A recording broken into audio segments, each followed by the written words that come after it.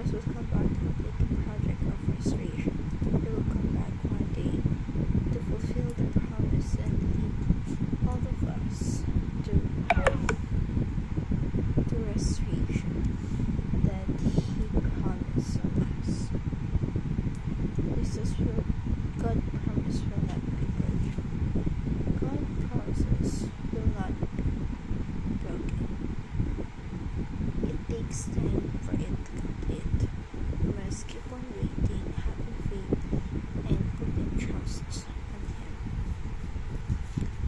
For our application, study the doctrine of ascension. We must study how Christ from earth to heaven. What is the process of it? How it happened? What is the aspect of Him living in this earth, for Him to ascend to heaven with His Father? Fix what sin has broken.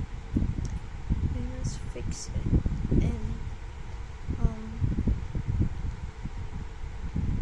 don't break it again. It means that don't repeat your sins again. Once you already commit on fixing it, once you already commit on quitting it, you must stop and keep on living without breaking the promises that you've set. Build the future. We must start setting goals in your life for us to feel